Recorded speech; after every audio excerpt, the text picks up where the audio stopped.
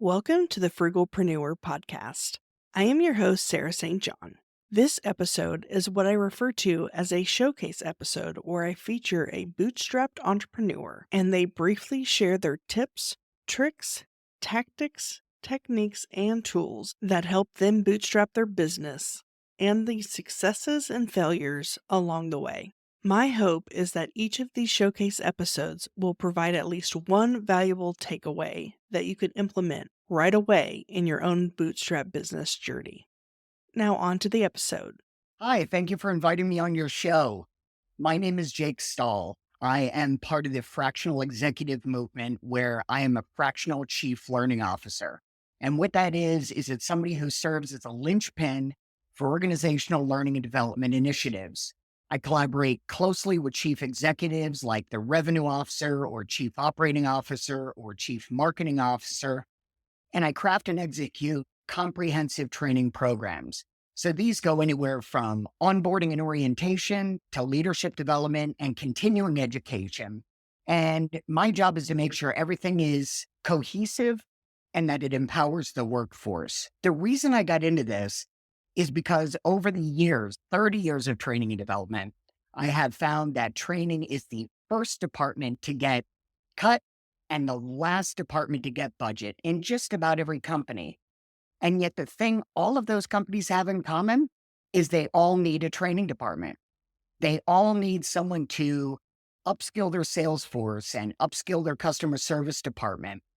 And yet, usually, since training and development is not a revenue generator, they are the last group to get considered when it comes to getting budget. And again, they're usually the first ones to get cut. So the reason I started doing this business is in an effort to allow companies to get the training they need, but really at a fraction of the cost they would normally pay to hire a full-blown training department. I will say bootstrapping is something I am acutely familiar with. When I decided to start my business, I had no money. I was freshly divorced. I lost my home. Everything had gone astray to a variety of health issues that had happened to me. So when I started to get back around and develop the initiative to start my own business, the first thing I did was try to establish who my customer would be. And then I actively started reaching out to people in that marketplace. And I did it specifically through LinkedIn, didn't use any other form of social media.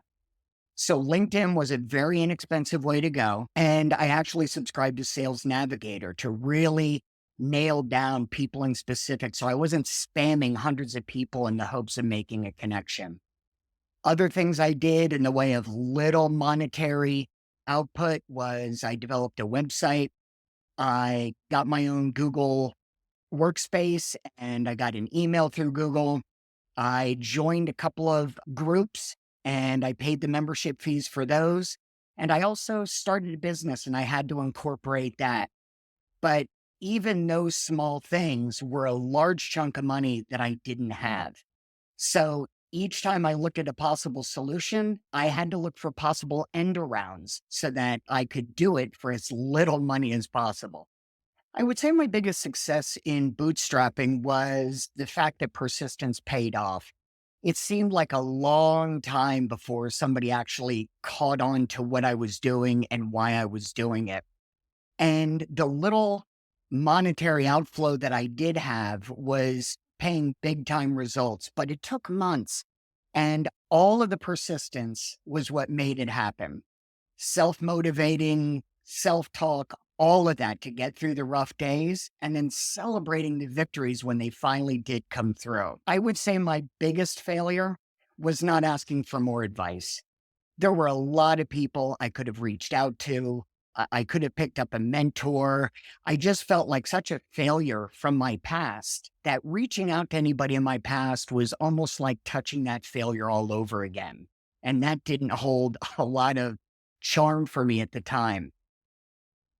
But today, thanks to going through all of these efforts, I have found that networking has gotten easier. Communications with people have gotten smoother.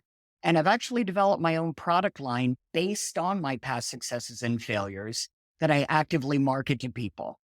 So if someone's in a startup situation or they're just becoming fractional, I actually talk to them and offer them suggestions based on what I've found to be successful to help them get started. And in that, I would say that I found that being a giver personality, not expecting something in return for what you give, has paid off large dividends. You always hear that if you're really good for something, charge for it. I would almost argue at this point that if you're really good for something, give it away for free for a while and let it help build your reputation.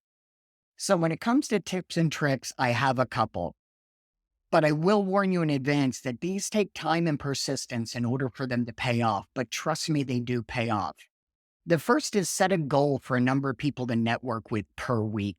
So maybe you want to network or you only have time to network with 20 people per week. Try to contact those 20 people and make it something that you put on a checklist and do it every week religiously. And when I say network, I mean find people on LinkedIn that do what you do or do what you want to do, or maybe even are in the market you want to sell to. And just reach out and say hi.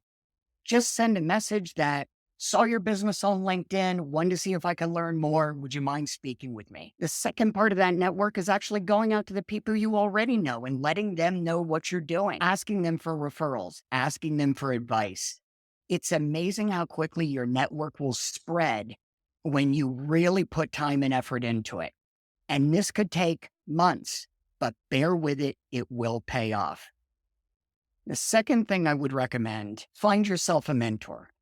Find somebody who has done what you're trying to do, whether it's open a small business or whether it's sell items in retail or wholesale or consulting, whatever it is.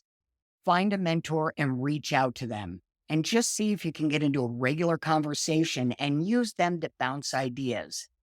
There is no better tool in building a business on very few dollars than just using human connection. You'll be amazed at what it does for you. The key takeaway for me, and I'll include it in the last thoughts here, was you have to find a way to keep your motivation high because you're going to have highs and lows, especially when you look at ads that are out there or companies out there that have huge budgets and you think, oh, I don't have a huge budget, so I'm not going to go anywhere. The fact of the matter is, everybody starts small. Just for many companies, we don't see it. So the way to stay motivated is when you're talking with your network and when you get a mentor and are talking with them, ask them what they do. What books do they read? What podcasts do they listen to? What YouTube videos do they watch? And start to build yourself a motivational library. Books you can read over and over again to keep your motivation high and keep yourself progressing forward. Inside those books and YouTube videos and podcasts like this one, you often find recommendations to others. So start to build yourself that library. Read it daily. Make it a habit along with networking. Because you're going to hear stories of people who came from zero and really made something of themselves. And they'll give you different ideas that will work for you. And keep in mind, not all ideas are going to work for you. They may have concepts that don't apply to your business at all, but they're motivational nonetheless. So the big thing I would say, and continue to network. And one day it's all going to catch for you and you're going to ride a big wave and you're going to think, wow, I never thought this was going to happen. But trust me, it will. Thank you so much for listening to this episode. If you haven't already, don't forget to grab your free PDF copies of my latest books at frugal.show/free. Until next time.